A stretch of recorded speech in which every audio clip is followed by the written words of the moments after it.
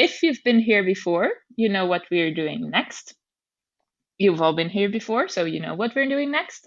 Grab your remote, and we are going to start the episode on the count of three. One, two, and three.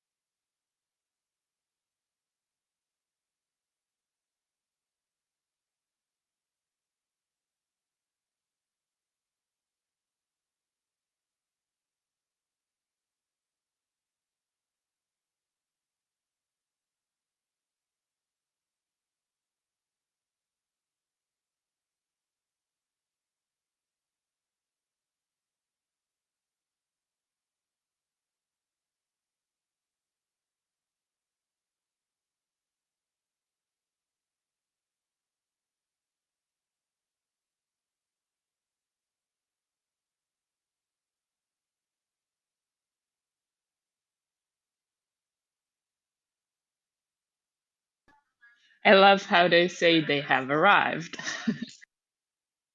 And I think that's Daniel Palladino's voice. I think. Right. I saw somebody write something about that on Discord. Yeah, I I wouldn't have. asked. It was me. I asked about it because I was like, well, if one person here knows his voice, it would be John. Right.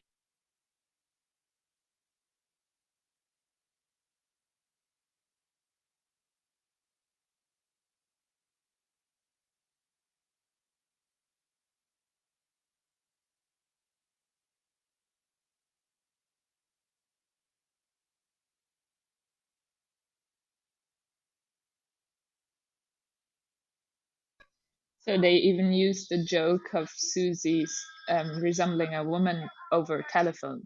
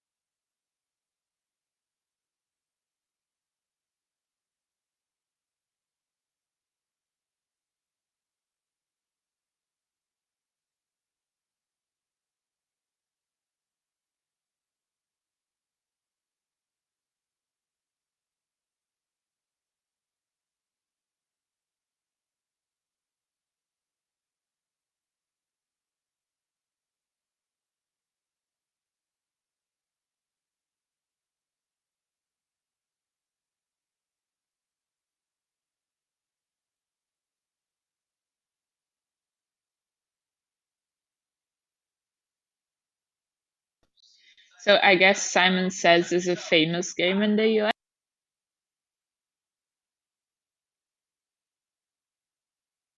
It is, but it's really played by children. So I don't know. I'm sure it happened at places like this or you know, and I mean when there were no other but it's definitely something that you would associate, at least in like modern culture, with children and children's games. But I'm sure in the 50s, adults did it too. Got it. And they also do all sorts of weird things at the Steiner Resort, so it fits. Yeah, it's like summer camp for adults.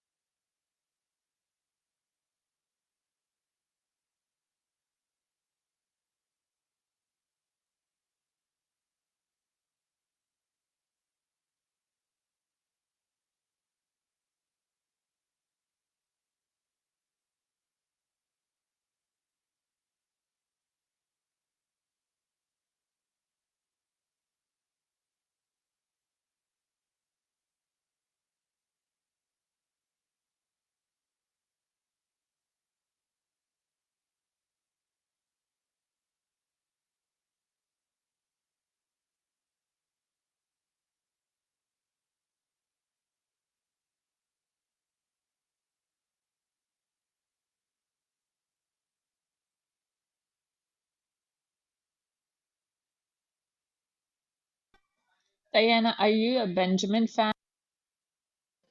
Oh yeah. I love his like disinterest in everything around him. He's just like rich, doctor, accomplished, doesn't need anybody. I love it.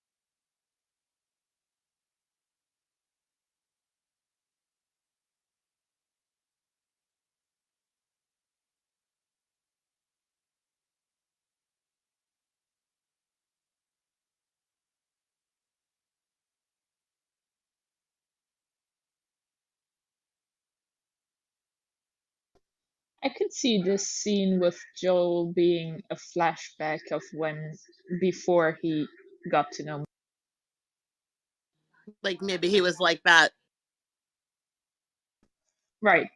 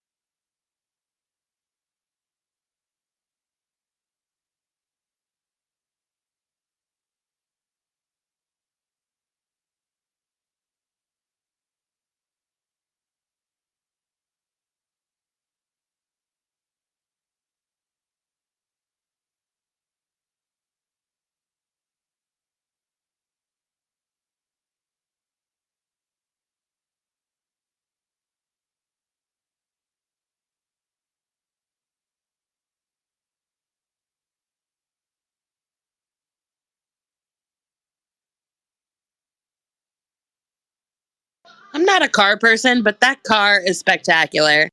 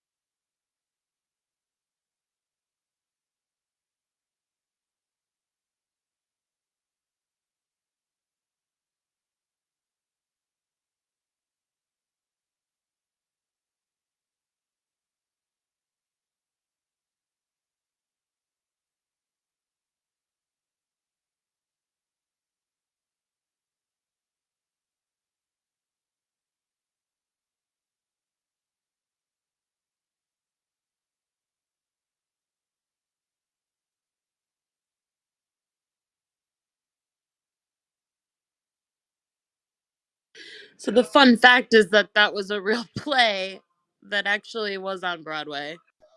I was going to ask whether there's a story behind. Yeah, I mean, a play about Lizzie Borden is kind of hilarious.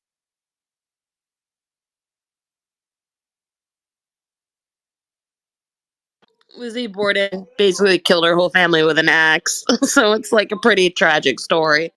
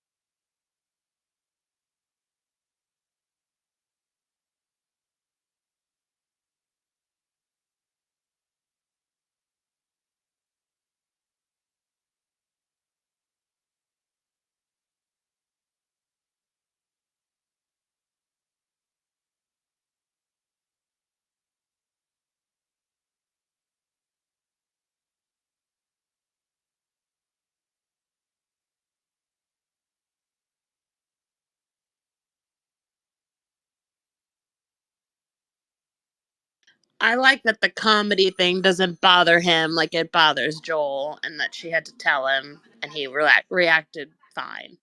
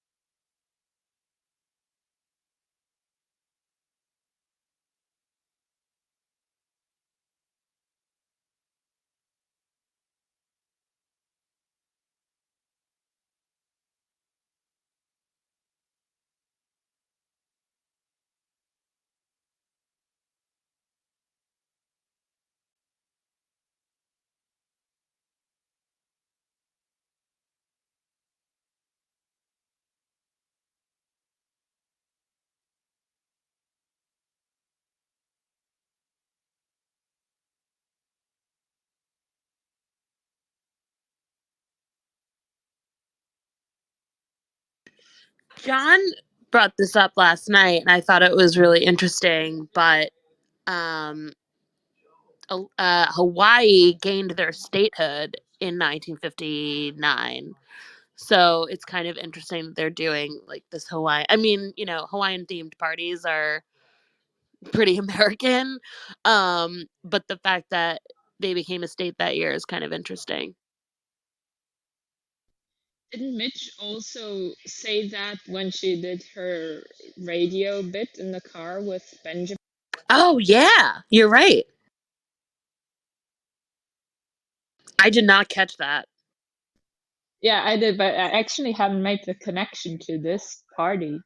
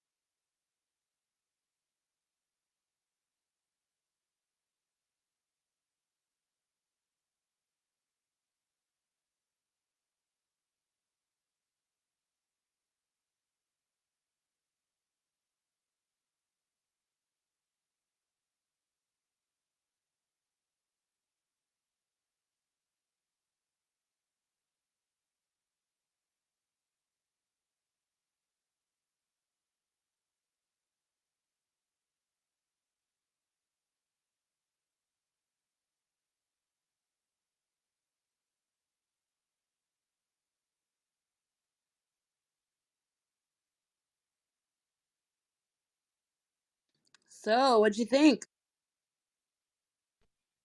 That was an exciting end to the episode. Yeah, I agree. I agree.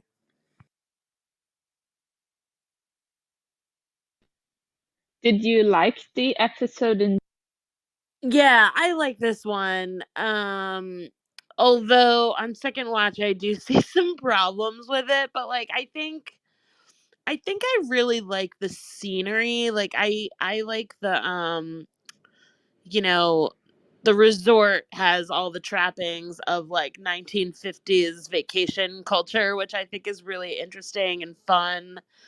Like the bowling alley and like did you see when Abe goes to look for the hat, he opens like a trunk full of costumes, which I thought was like really funny. I was like, was that a thing? Probably.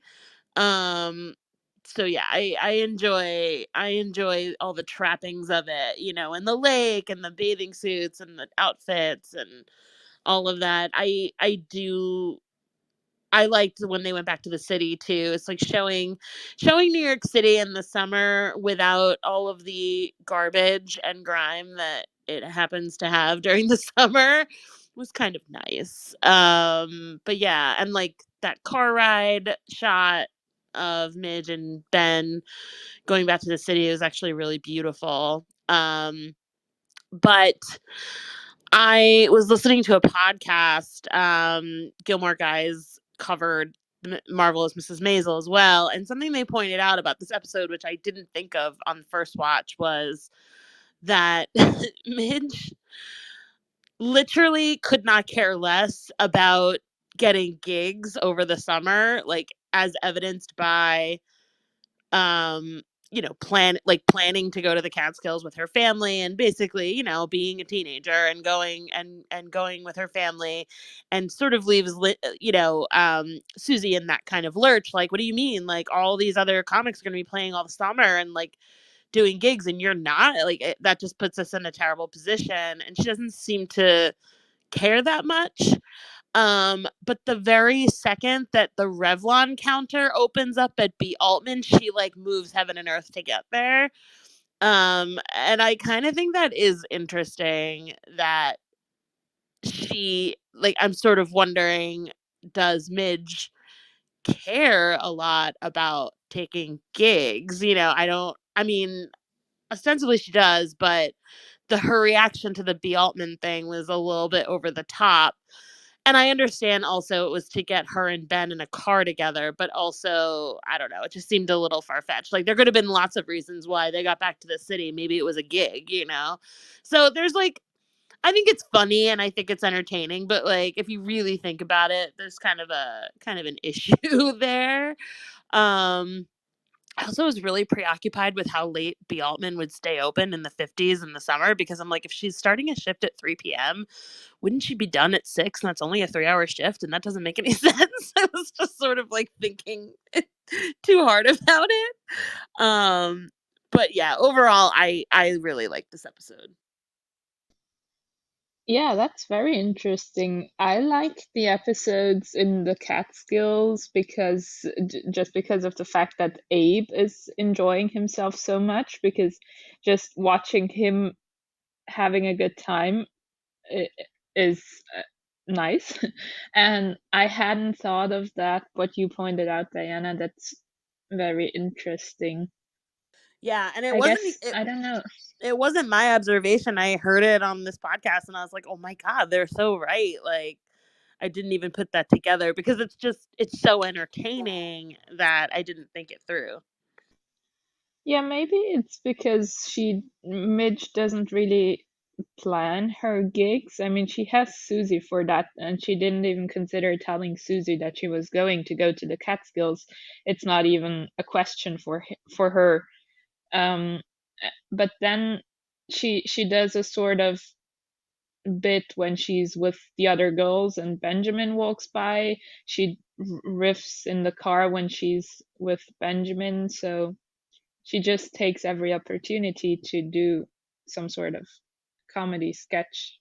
She just doesn't go looking for gigs. Yeah, I think Midge is kind of stuck in between being a funny person and pursuing comedy as a career. Like there's a difference. You can be a funny person, but like truly be terrible at stand-up comedy. And I think that's where she's living. And she also, because, and what I do like about this episode is that they make a really big deal out of her, like telling Ben, no one knows that I do this, but I'm telling you, except everyone in this diner does, but my family doesn't. It's a big secret. Nobody knows. Nobody knows. And of course, Abe finds out. Um, but it seems like her vacation in the summer is like she's like holding on to this life that she has grown accustomed to, which is, women don't work. Or if they do, it's not a very important job, and they go to the Catskills with their families for 2 months over the summer because they don't really have any other obligations. And that's sort of the life she's still, I think, presently living. Like she's not totally thinking through where she is and what she wants, like sure she wants to do comedy, but she also wants to like vacation with her family for 2 months, and like you kind of can't do both.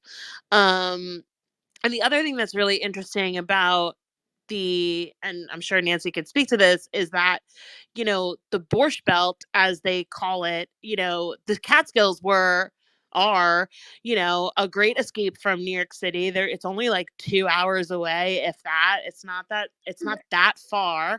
And in the like starting in like the 20s, maybe like the 30s, 40s, people from Manhattan, Jewish people, would go up to the Catskills. They weren't allowed at other resorts and other hotels, but all of these Catskill resorts sprung up where families would literally spend the whole summer. Sometimes, I guess whoever worked in the city would like go back to the city during the week and then come back on the weekend. But like these resorts were this really big, um these centers for, like families would go over and over, like in the movie Dirty Dancing. It's the same thing where they go to this resort. It's just what families do, and they have their communities there, and there's tons and tons of food. So like that joke that she made about the food is that, like, these resorts were actually just like known for so much food all day long.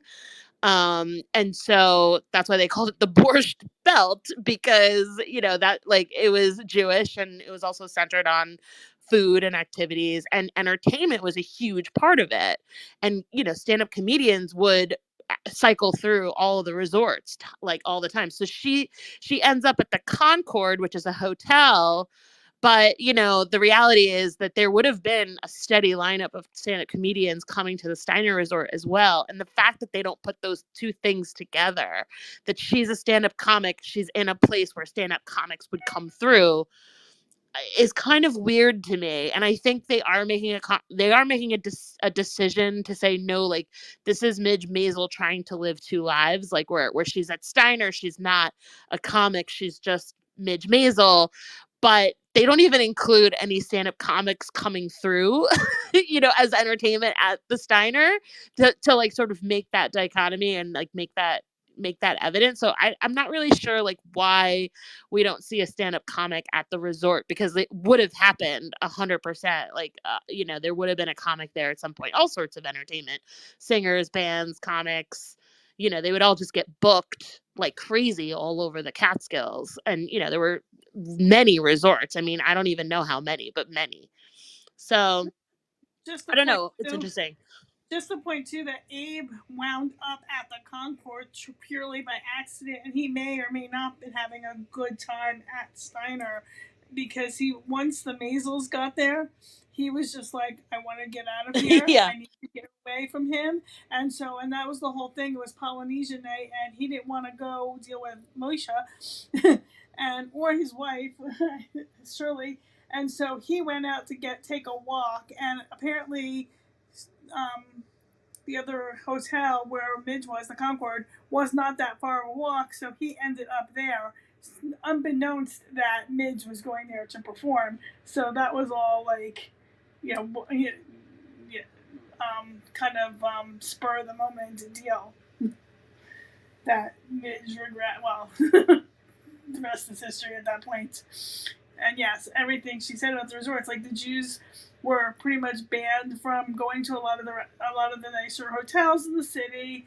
They wanted to get away from the city. They were banned from a lot of things, so that's why they escaped up to the Catskills because they can create their own thing up there, which they did, you know. So they all kind of gathered up there together, and it was like almost like their group of friends moving from one place all the way to another. And some were from the city that they knew, and some actually were not that, you know, where they were from, but you know, they had their summer friends. But yeah, I just wanted to say that he was not necessarily happy at Steiner, especially once Moishe got there. Yeah, that's true. You have a point there. I think it's really cool that he ends up at the Concord still dressed the way he was dressed for. Yeah, that's the one point that I'm like, I don't know about that.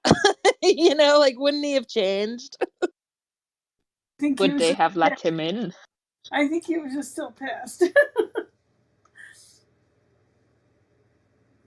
And then the whole thing with her brother and her and Astrid driving her up back up there, that was all. Nancy, did you like the episode? Oh yeah, I like this one. I like the episodes that are up in the Catskills because it kind of gives us a change of scenery and it gives them a little bit. You know, I love Susie in these episodes too.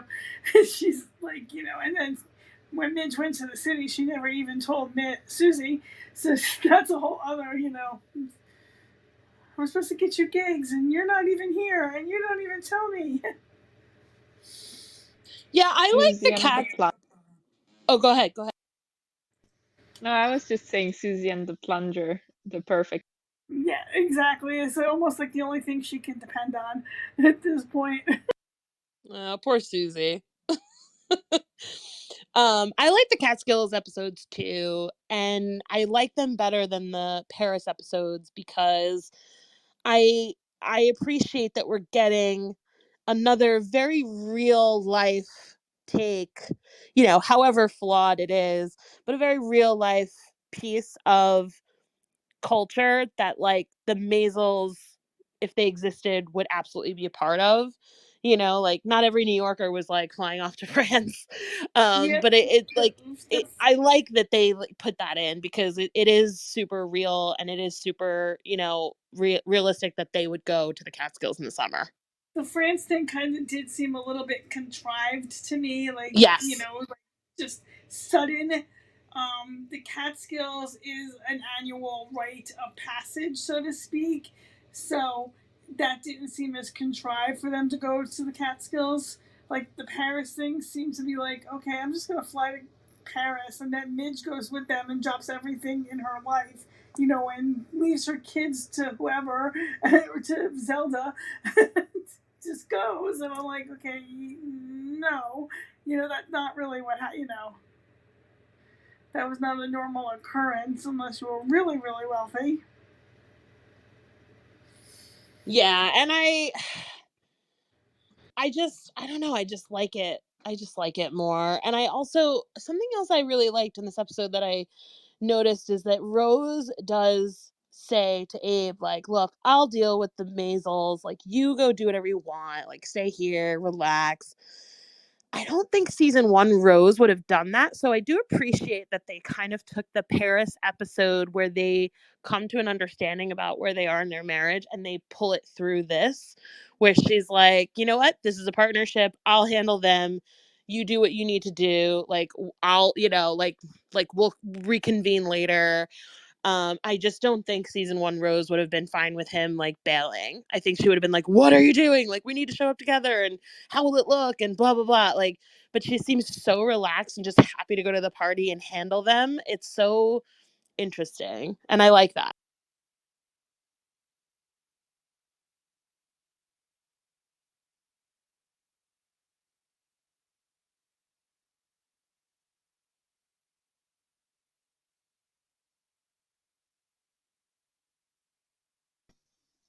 I have a question for you. When watching the episode now, I asked myself, what do you think Joel was going to tell Midge? You know, when he goes to their house at the Catskills and he meets Abe, who's going somewhere else, not to the dinner. He actually went there because he was looking for Midge. What do you think he was going to? Ooh, I don't know. I mean, the last time we see Joel in the episode, I think, is when he's at the bowling alley and having the conversation with his father about, you know, all the women that he could possibly be putting, setting his sights on. And I think he's just sort of like lonely, maybe. Maybe he just wants to talk to his friend. I Because do really. after that scene, after that bowling scene, we Mhm. see Joel sitting with his mom in front of the, what is it, the restaurant, Yeah. or I don't know, where the party takes place. And she says she's worried about him and she wants him to be happy and not wait around for Mitch because she doesn't think Midge is waiting around for him. And after that, we see him going to where Mitch lives with her family in the Catskills. Oh, So I yeah. was Yeah. wondering whether maybe he he wanted to, yeah, what he wanted to tell. Yeah, I wonder. I mean, maybe it's just like closure for him because I really like that scene between him and his mom because, that's sort of out of character for her to have that like heart to heart, and she's right, she's really she treats the situation with a lot of levity and like care, and she says like his father's like, "Hey, there's a single girl who likes you. Go for it." And that's not really helpful, but I think what she says is so much more meaningful. Like, look, you're you know, you might have your sights set on something that might not work out because it doesn't seem that she is missing you all that much, and that's something to take into consideration. And I think it's just a little bit more of an empathetic way of talking to someone that you love about like a situation that might not be working out. And maybe he's taking that to heart and like either wants to find out for sure or like is going to tell her he's fine with it, like who knows. But I do like that conversation between him and his mom. It's like a rare moment for her, I think. And I also think it helps us like Joel more. Like I just feel for him. I feel like, yeah, like that's a good point. Like she might like she's over it too because this relationship as it was is completely over, and at a certain point you need to kind of let it go.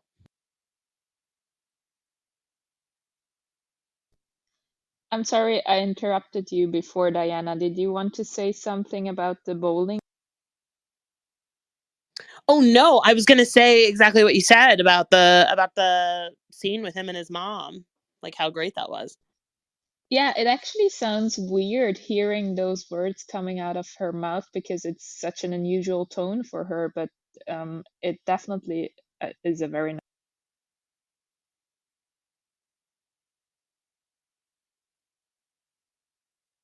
I also like the bit that she's like in the fur coat and won't take it off. Like, I get it.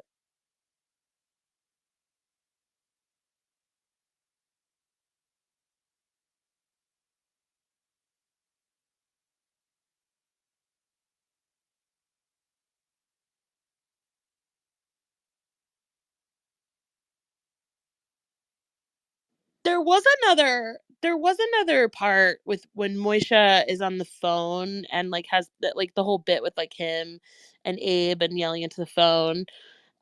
Just a thought I had like this time around was like he makes this very disparaging comment about like, oh, you and your ivory tower, like meaning like, an academic career where, Abe is a professor, your ivory tower with non-calloused hands, and you're assuming that he's differentiating himself as like a factory person, like owning the factory with Abe. But like the fact is that Mush is not running, like he's not working the factory. He's the boss. Like he's the owner He's of not it. So getting, yeah, he he's not yeah, getting he his. exactly. He also has uncalloused hands. He is a business owner. It's the same thing. In fact, like I'm sure Abe is being paid less money in academia. So I thought that was so Moishe to like make that claim without having, having the uh I don't know. He's not seeing the irony in making that claim, and he also like he's making the claim that he's in the in the industry, and Abe is in academia, and one is a little bit more gritty than the other, and therefore like he understands something more about the world that Abe doesn't because he has to work all summer. I just thought that was a fun um like almost argument to be having between these two men, who like for all intents and purposes are like pretty privileged, like they're both fine, like it was just really interesting.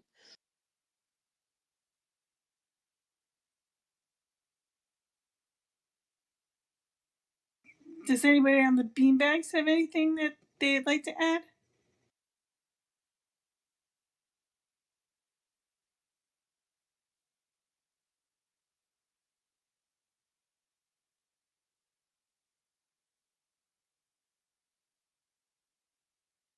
I can't remember what else we discussed last night. I personally like the scenes with Lenny Bruce because I'm a huge fan, and I only started to get to know him through Maisel. And this is one of the scenes I particularly like. And I spent some time researching Lenny Bruce, and this is actually one of the acts he used to do himself about Christ and Moses. And I also think it's very curious if you go listen to the original, the difference. There's a difference in the way that the actor portrays him in Maisel and Lenny Bruce himself does the original sketch. But generally, I really enjoy the scenes with Lenny Bruce, also because there's such a nice chemistry between him and Midge. Um, That's really interesting. I mean I admit, like I've actually never gone back and listened to any Lenny Bruce. I mean, I know who he was, um but I never really immersed myself in his comedy. So that's really interesting that the actor chose a different way to like perform it. um and yeah, I mean, I like too that in the whole show, like anytime Lenny Bruce is on stage, it's a real act that is from his catalog. So I like that. I think that's cool that the writers put that in. Yeah, and they also really give it. No, they don't. That's not. Hang on. What I'm trying to say is they take some time to let him perform. So they take the time in the episode to make it a whole act, and Midge is usually just listening. And I also really like that. And the difference I was referring to is mostly in the tone of voice. So I think the original is much more monotone, which I found quite interesting because I heard the act in The Marvelous Mrs. Maisel before going back and listening to the original, and I don't think I would have found the original one funny without hearing this one first. And I thought it's curious that the actor decided to change it in that way because, as I said, Lenny Bruce in his original performance is much more monotone and a bit faster. I wonder if that's to sort of fit the musicality of the show, because all of the actors on the show seem to have some sort of musicality to their dialogue. So maybe, I don't know, maybe that's it, to fit in with the rest. I don't know. I really don't know. That's something I always noticed Yeah. about Gilmore Girls was my main criticism of the show as I was watching it when it was on the air was like, all these characters kind of sound the same. You know what I mean? Like, and it was because it was all written the same, and you know, like they all kind of had to participate in this world created, and so maybe that's part of it, but I don't know. Could be. And since we're talking about that, I think one thing I found really nice in this episode too is, as always, Midge and Susie's relationship. And when they're talking over the phone, and Midge gets really excited about the gig, and then Susie says some bad words. I think they're just so perfect for each other, and they work really well. Yeah, totally. They complement each other. Each other.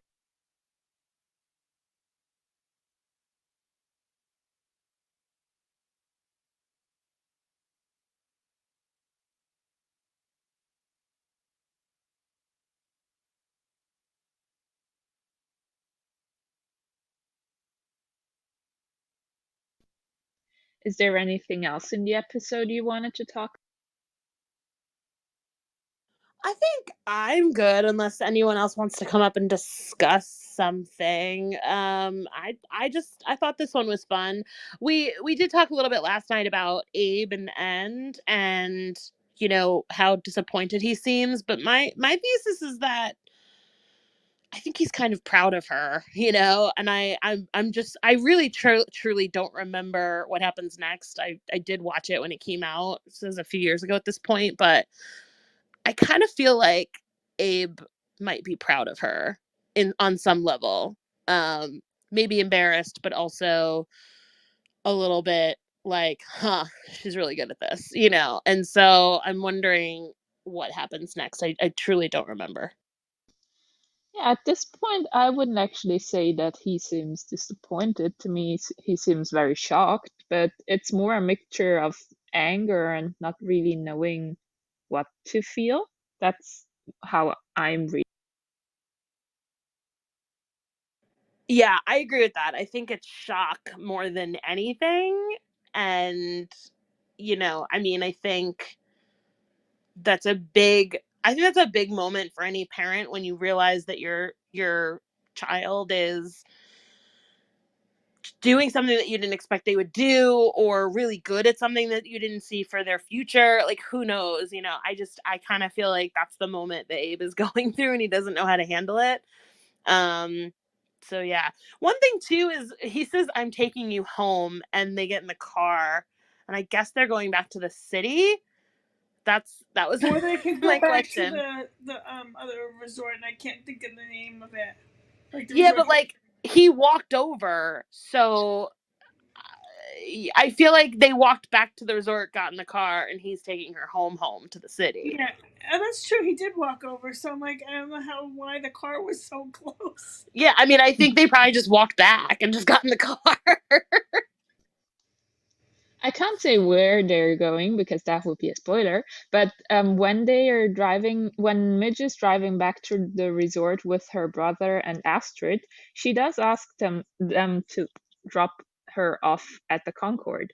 So if it were really close to the resort, she might just have gotten to the resort with them and then walked over herself. That's So true. because then she also would have avoided that whole conversation of, but why are you going to the Concord? That's true. She could have just like snuck away. But I guess we're going to find out rather soon. Or it could be a big plot hole that they left. With the car. Yeah, and especially him saying, "I'm taking you home." That does sound weird. Yeah, because home right now is the their resort. I can't even think of the name of it at the moment. It's Steiner Resort. Steiner, thank you.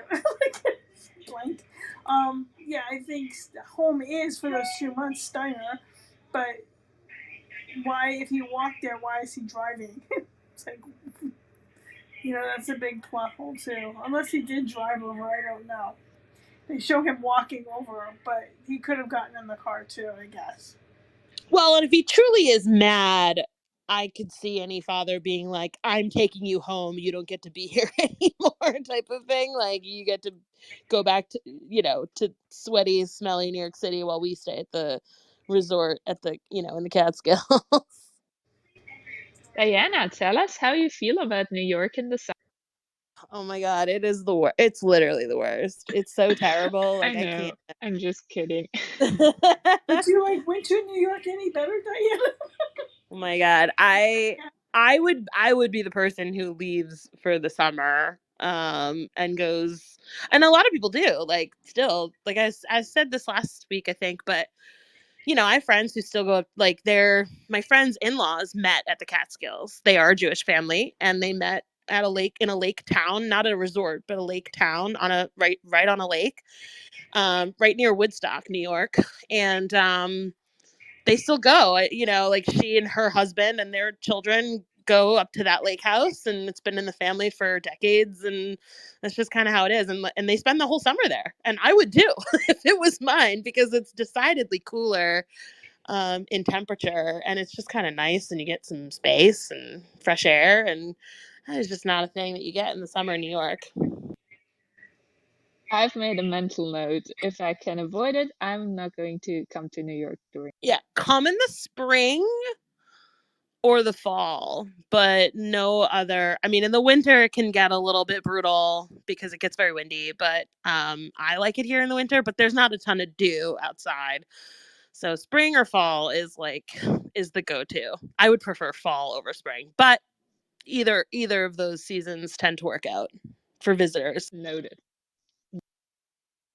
In fact, I think when I went to New York, it was mostly during the spring and the fall.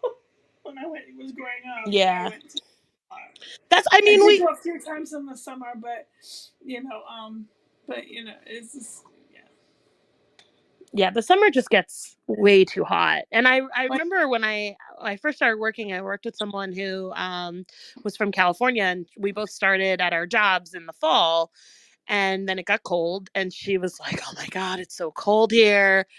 And I happen to love the winter, and she said, "Oh, I can't wait for summer. I can't wait for summer." And I said, "The summer here is kind of the worst." although my grandparents, when they were in the city in the summer, they went to the beach. They Oh went yeah. to the Hamptons.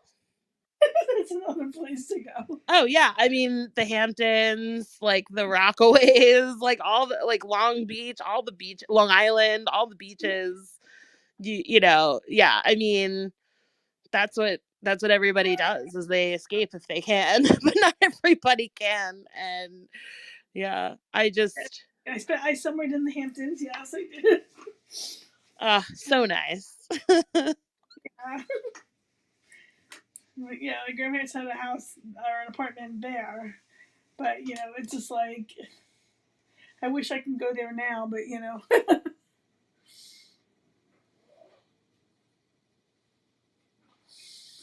yeah. So either they escape up to the mountains or they escape to the beach, or Yeah.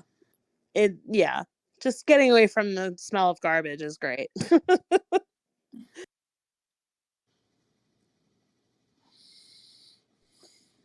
Well, this has been a very pleasant conversation. I thank you very much for joining me. And Thanks I for actually, jumping in for Lee. well, it was my pleasure. Thank you. I actually think I'm going to close the room because I know that Ernan's Bebop watch is going to start in a minute, I think. So, and don't forget to harvest. yes, Yes. please don't forget to harvest. Diana, harvest I like did right it. I Sorry, now, did it. as harvest. soon as. Oh, great. We all I'm know very Diana proud of you. very well. Oh, yeah. No, you guys have been great. But I've been like, it's getting me to remember more, which is good. It's a win-win situation for everyone. Yeah. And I hope to see you at least at the next Maisel Watch on Saturday. We'll see you then. We'll see you then. Bye. Bye, Thanks everyone. again for joining.